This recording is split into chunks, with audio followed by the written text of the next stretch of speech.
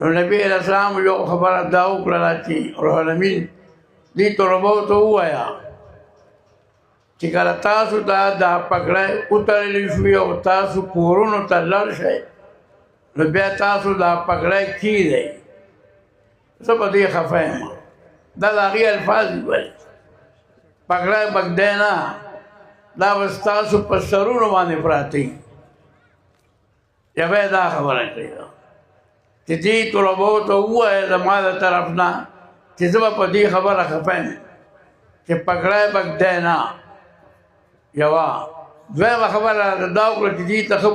په زوره ووایه چې دا طلبا چې پګړی وتړي فارغه شي کلو ته لړ شي نو څوک دکانداري کوي څوک زمینداري کوي څوک سوداګري کوي څوک چمیاري څوک لواري څوک څه کوي څوک څه کوي او زما د دین خدمت نه کوي دا د نبي علیه السلام الفاظ دي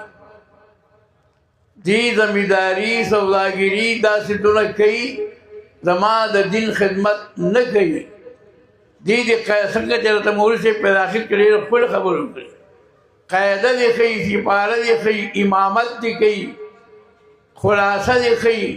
خو زما د دین خدمت دې کوي او که دې زما د دین خدمت نه کوي نو زه به خفه یم اخر کې راته دا وویله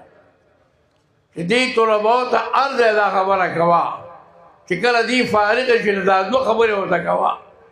یو به پګړی لږ دی یو به زما د دین خدمت کوئ او که دې زما د دین خدمت نه کوي دې صرف زمینداري لواري ترکاڼي سوداګري کوي نو زه به خفه یم د دې خپلو علماو